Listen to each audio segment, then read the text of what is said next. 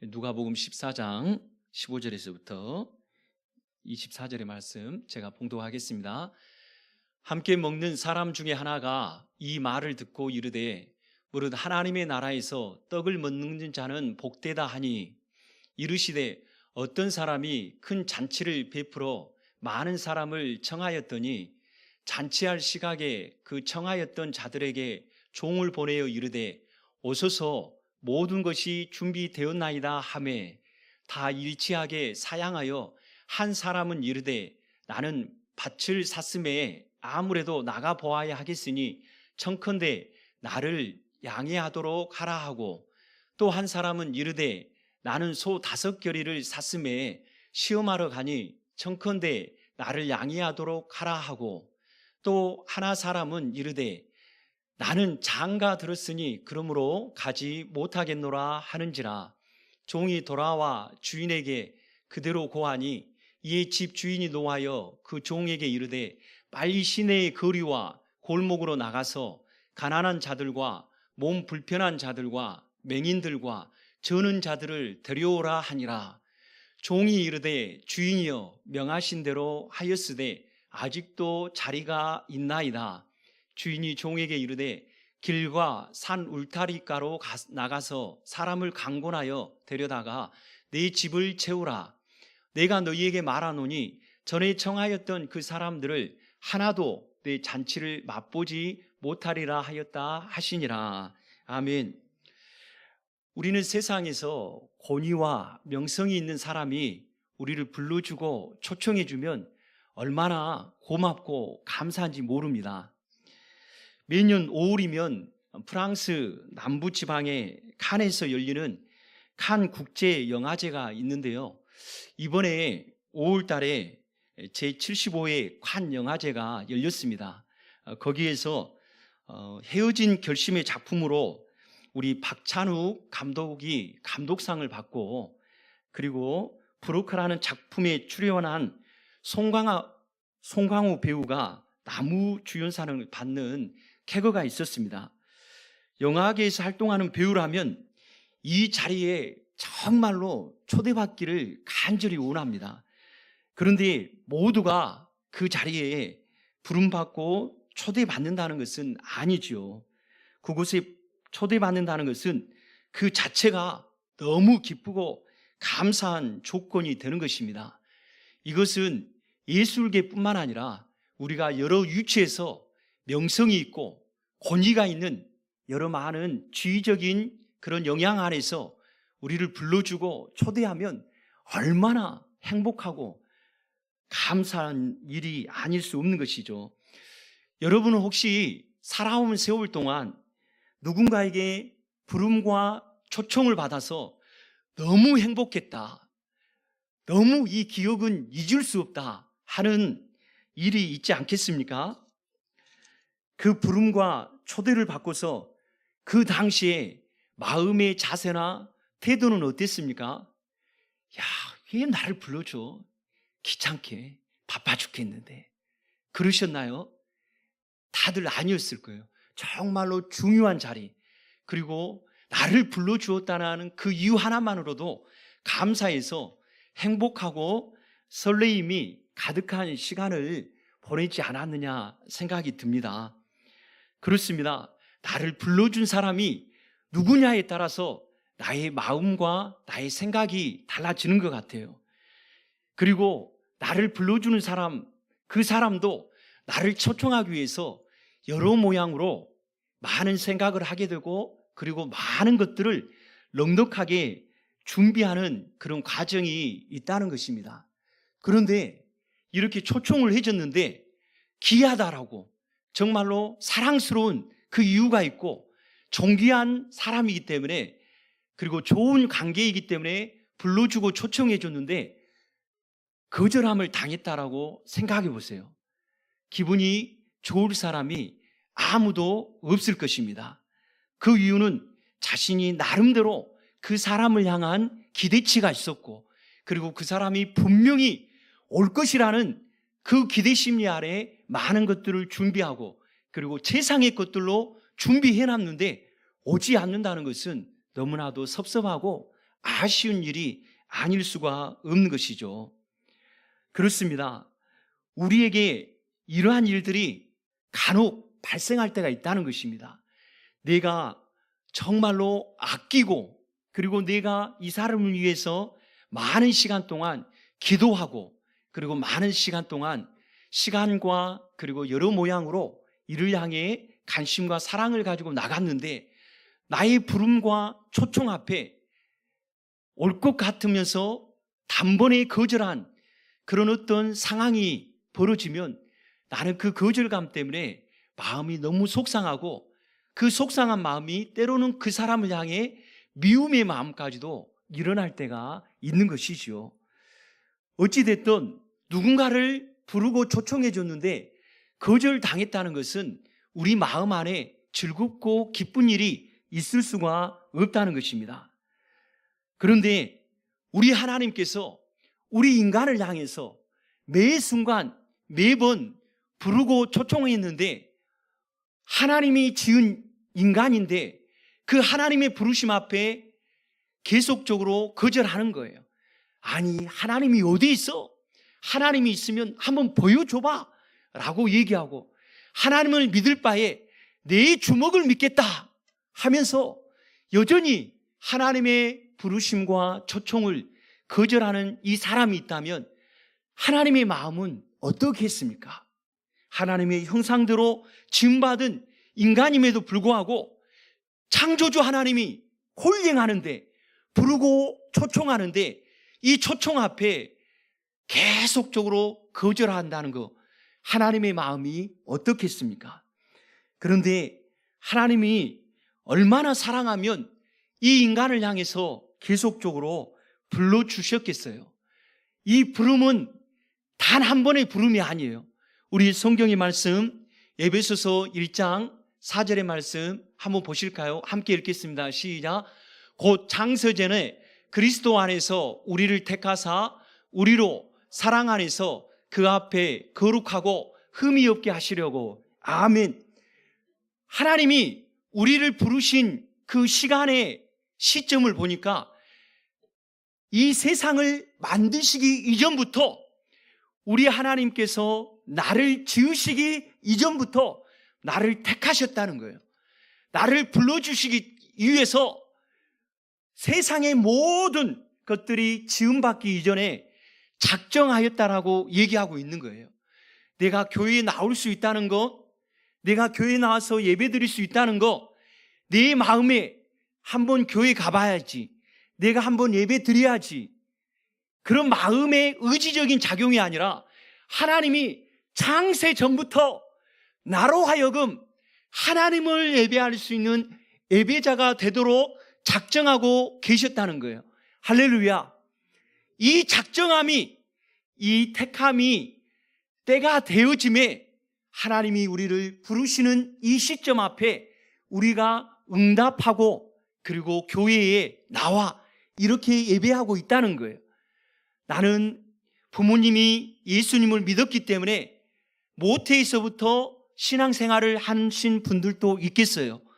그리고 살아오다가 인생에 여러 많은 문제가 닥쳐서 이 문제를 사람이 해결하지 못하고 나의 찢어질 것 같은 이 아픈 상처 그리고 답답한 인생의 문제 앞에 신을 좀 찾아봐야 되겠다, 하나님을 좀 찾아봐야 되겠다 하면서 하나님께 나온 사람들도 있을 것이고 그리고 나를 사랑하는 그 누군가에 의해서 교회를 나오는 분들도 있을 것입니다.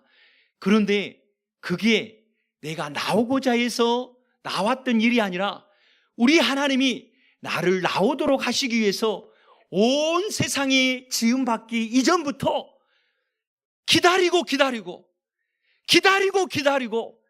기다리셔서 나를 불러주신 놀라운 은혜인 것을 믿으시길 바라겠습니다.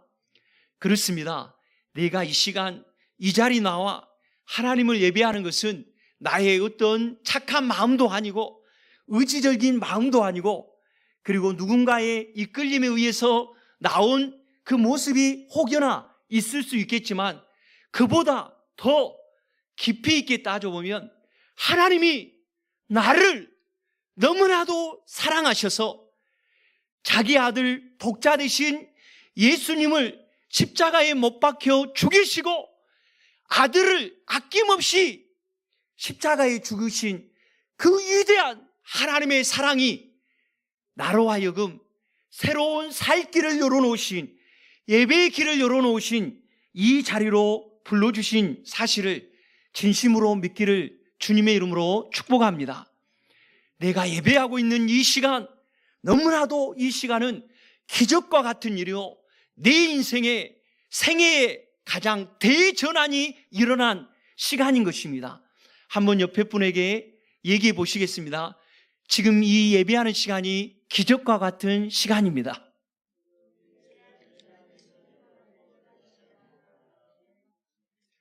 우리는 특별한 어떤 일이 일어날 때 그것을 기적이라고 얘기합니다. 전혀 사람의 능력이나 사람의 실력으로 이룰 수 없는 것들에 대해서 그 일들이 기적처럼 일어나면, 야, 정말로 기적이 일어났구나, 기적이다, 기적이다 하면서 놀라고, 그리고 깜짝 놀라면서 그런 감탄의 얘기들을 나누게 되는 것입니다. 하지만 우리 인생의 진정한 기적은 하나님 앞에 예배할 수 없는 영원한 형벌에 불과 유황불에 던져져 고통하며 신음할 수밖에 없는 억만가지 죄악 가운데 죄인의 삶을 살아갔던 이 인생을 하나님께서 너무나도 사랑하셔서 우리를 예배할 수 있는 자리로 불러주신 이 놀라운 은혜의 삶이 우리에게 기적인 것을 믿으시길 바라겠습니다. 그래서 바울은 그의 사랑하는 제자이자 영적인 아들 디모데에게 디모데후서 1장 9절에 이렇게 말씀하고 있는데요, 우리 함께 읽겠습니다. 하나님이 우리를 구원하사 거룩하신 소명으로 부르심은 우리의 행위대로 하심이 아니요 오직 자기의 뜻과 영원 전부터 그리스도 예수 안에서 우리에게 주신 은혜대로 하심이니라. 아멘. 우리가 하나님의 부름을 받고 하나님의 초청을 받고 예배할 수 있는 이 놀라운 은혜, 사람의 행위로 말미암아 이루어진 것이 아니라 오직 하나님의 뜻과 영원 전부터 그리스도 예수 안에서 우리에게 주신 무엇대로 하셨다라고 얘기합니까? 은혜대로 하였다라고 얘기하고 있는 거예요. 영원 전부터 나를 향한 이 위대하고 넘쳐난 하나님의 그 은혜의 역사를 어떻게 해서든지 때가 되어짐에 내게 부어주시고자, 넘쳐난 하나님의 사랑을 부어주시고자 하나님이 우리를 예배의 자리로 불러주었다는 것을 얘기하고 있는 것입니다. 하나님께서는 이 예배하는 시간에 우리로 하여금 하나님의 이 위대한 부르심과 초청이 얼마나 값지고 얼마나 위대한 것인가에 대해 깨닫길 원하고 계십니다. 그리고 또한 이 예배하는 시간을 통해서 나를 구원하신 그 예수 그리스도의 값진 십자가의 보배로운 피가 내게 얼마나 큰 영향력을 행사하고 있는지, 그리고 예수님이 자기의 몸을 십자가에 못 박혀 죽이시는 이 희생적인 사랑이 얼마나 큰지 깨닫게 해주는 예배의 시간이 되기를 주님의 이름으로 소원드립니다. 그러므로 우리는 예배의 부름을 받고 초청함을 받았다는 것은 하나님의 큰 사랑을 입었다는 것을 알기에 이 예배 시간에 누구를 만나야 되겠어요? 우리 성도님들을 만나고 교제하고, 그리고 또 여러 가지 안부를 물을 수 있는 그런 사랑의 교제도 필요합니다. 이 사랑의 교제 값지고 귀합니다. 이 사랑의 교제와 그리고 더 만나야 할 중요한 분이 계십니다. 누구일까요? 눈에 보이지 않는 우리 주 예수님을 만나야 될 줄 믿습니다. 우리 예수님은 지금 천국에 계셔서 이 땅에 믿음의 삶을 살아가고 있는 성도를 위해 간구하고 계십니다. 우리 주님은 완전한 눈으로 온 세계 가운데 있는 모든 사람들뿐만 아니라 생명의 모든 만물의 생명체들을 다 보고 계실 뿐만 아니라 운행하고 계시고 다스리시고 통치하시는 주님이십니다. 그런데 그 주님이 예배 시간에 우리를 만나 주시길 원해요. 어떻게 만나 주시길 원해요? 예수님이 보내신 하나님의 신, 예수님의 영, 진리의 영, 지혜의 영, 성령을 통해 우리를 만나 주길 원하십니다. 할렐루야. 성령께서 오늘 이 시간에 우리의 마음 가운데 깨달음을 주시고 지혜의 계시의 정신을 우리에게 주셔서 예수도 알기를 원합니다. 예수님을 만나기를 원합니다. 나를 사랑하신 그 위대한 하나님의 사랑을 깨닫게 해주시기를 원하신다는 것이죠. 할렐루야. 성령은 거룩한 예수의 영이십니다. 아멘이시죠? 이것을 좀 더 이해하기 쉽게 여러분에게 전하기를 원하는데요. 여러분, 무당이 있습니다. 이 무당은 여러 가지 학습을 통해서 점을 잘 치는 사람도 있습니다. 그리고 그 무당 가운데는 세습을 받아서 곧 그의 부모 때 그리고 그 조부 때의 무당에서 이 세습의 영향을 받아서 무당 점치는 분도 계십니다. 또 어떤 분은 접신이 돼서 곧 귀신이 그에게 임해서 무당이 된 사람들도 있습니다. 특별히 이 한국 사회에도 보면 권력을 갖고 있는 사람들 보면 자기 주변에 아주 점을 잘 치는 무당들을 1명 내지 2명 이상을 두고 있어요. 그래서 나라의 국정 운영을 큰 일을 둘 때에도 어떻게 하면 좋겠냐라고 누구에게 물으느냐? 점을 잘 치는 무당에게 물어봐요. 그래서 무당에게 물어봐서 나라의 운을 점치면서 국정 운영을 하는 그런 과거의 대통령들도 있었습니다. 그런데 이 무당들은 하나님의 영을 받은 사람들이 아닙니다. 한번 따라서 하겠습니다. 귀신의 영을 받았다. 쉽게 얘기하면 귀신이 그들에게 접신을 하니까 귀신의 영향으로 인해서 사람들의 점을 잘 쳐주는 거예요. 그 사람들의 얼굴을 보면서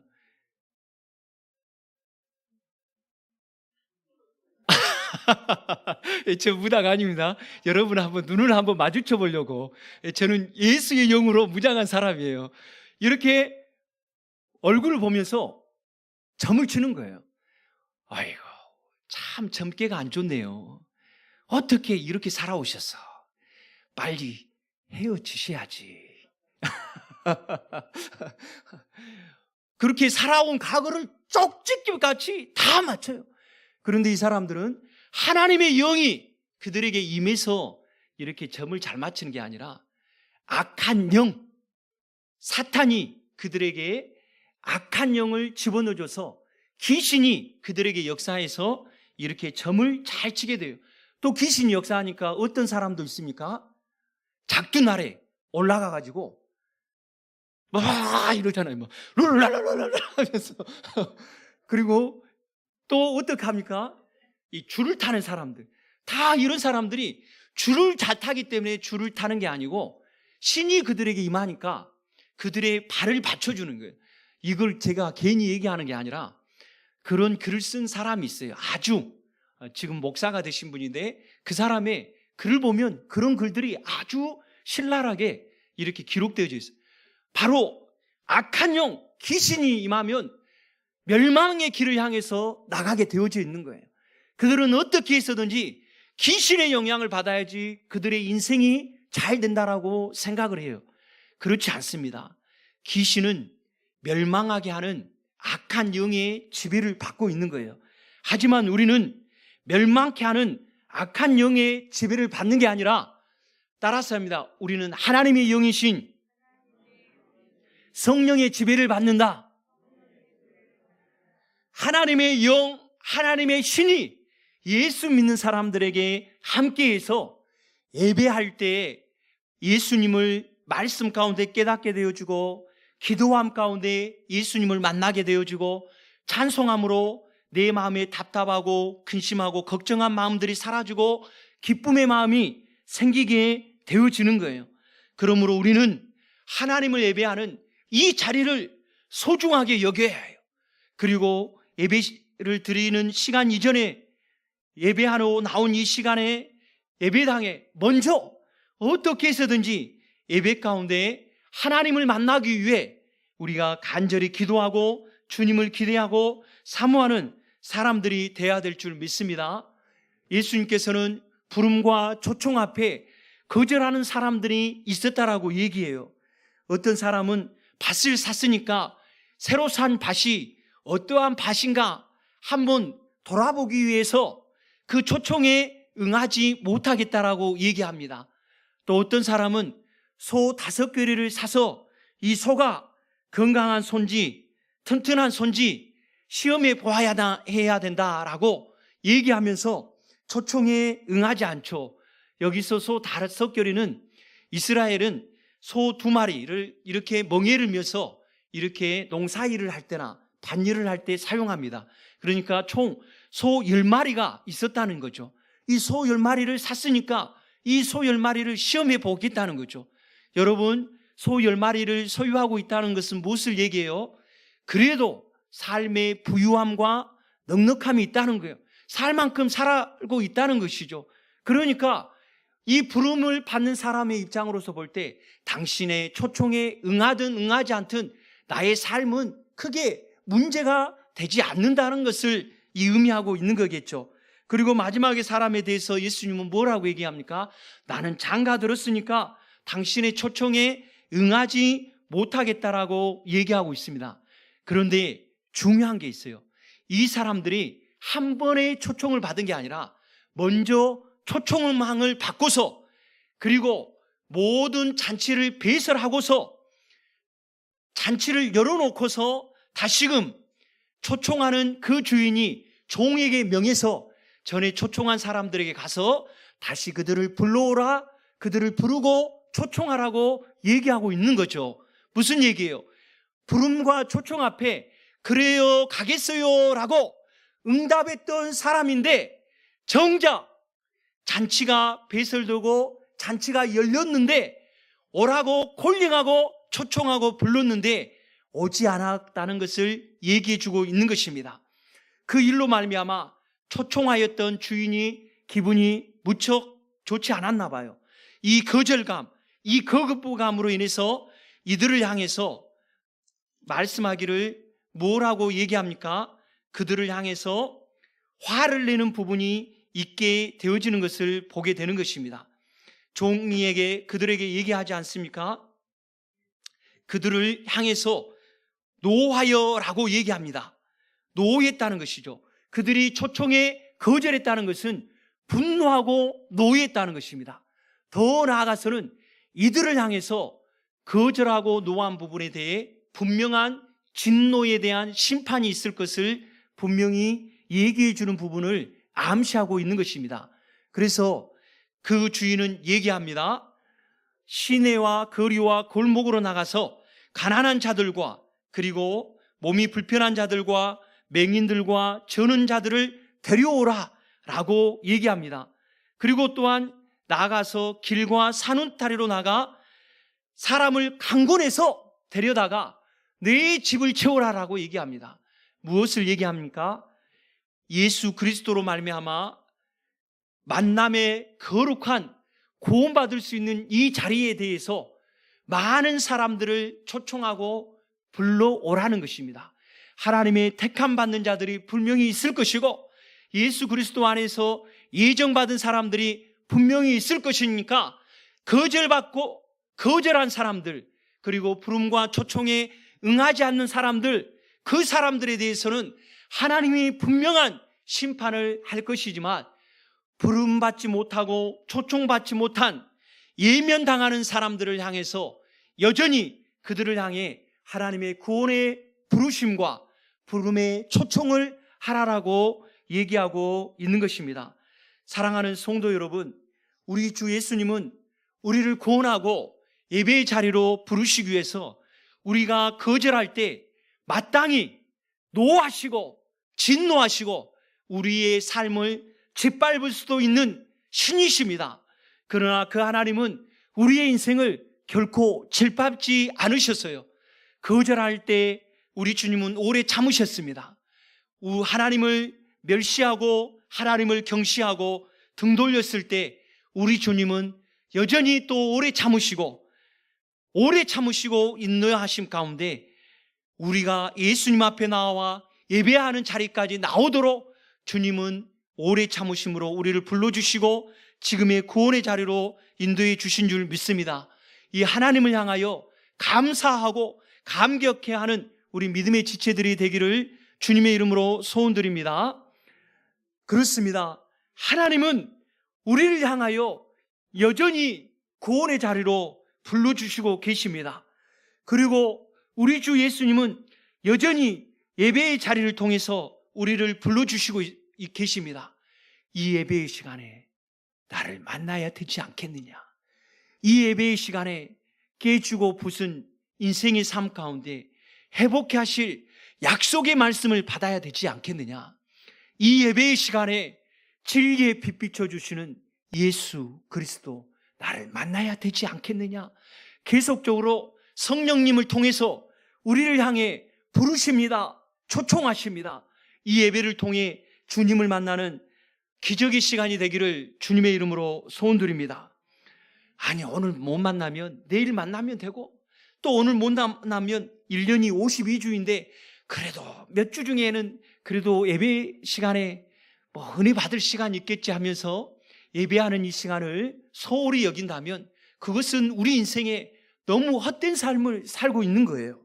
야고보 사도는 내일 일을 너희가 알지 못한다라고 얘기해요. 그러면서 뭐라고 얘기합니까?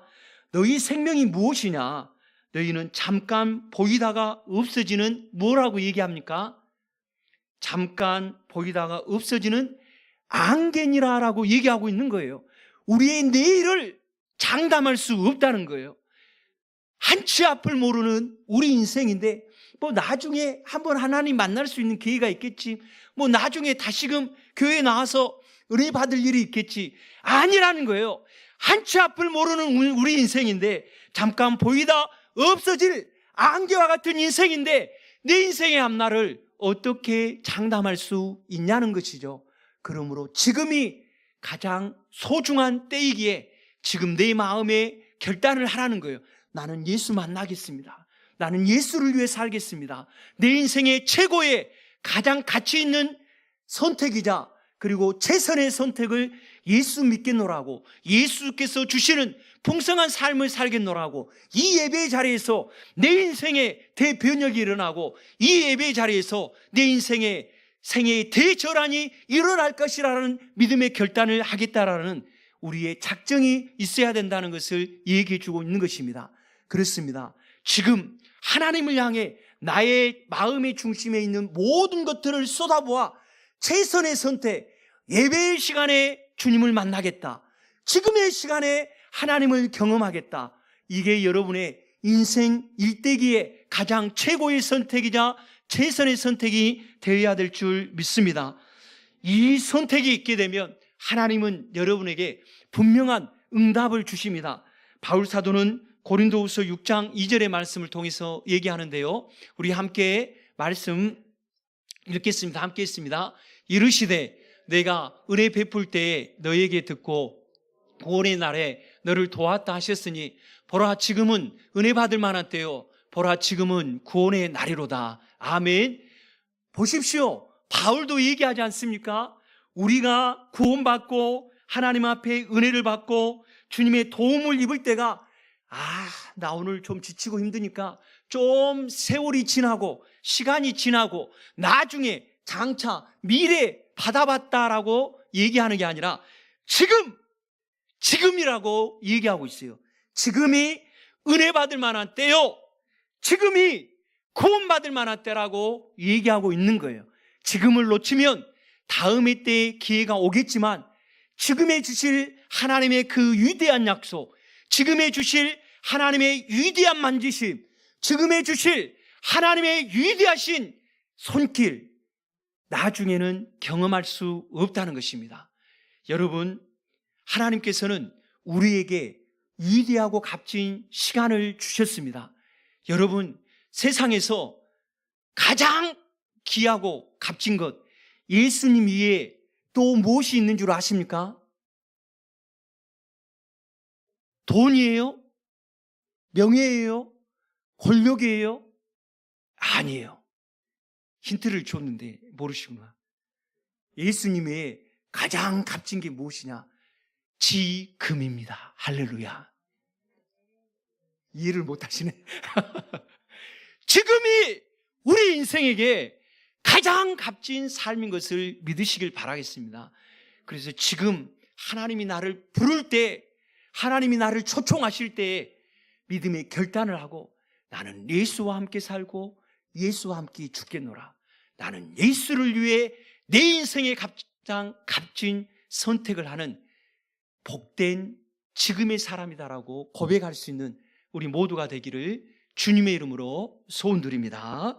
하나님 아버지, 하나님께서는 우리에게 끊임없이 구원의 길로 인도하시기 위해, 생명의 길로 인도하시기 위해, 진리의 길로 인도하시기 위해 끊임없이 내가 기쁠 때이든 내가 슬플 때이든 내가 근심할 때이든 걱정할 때이든 내가 아파할 때이든 하나님 아버지 내 삶에 노래할 때이든 나를 불러주신 사실을 말씀을 통해서 알게 되었습니다. 이 부르심과 초청 앞에 거절하지 않고 지금 이 시간이 구원받을 만한 때요, 지금 이 시간이 하나님 아버지 은혜 받을 만한 때임을 알고 믿음의 결단, 믿음의 작정, 내 마음의 의지적인 하나님 결단이 우리 모두에게 있을 수 있도록 은혜 베풀어 주시고 함께하여 주시옵소서. 하나님께서 크신 역사 이루어 주실 줄 믿습니다. 감사하며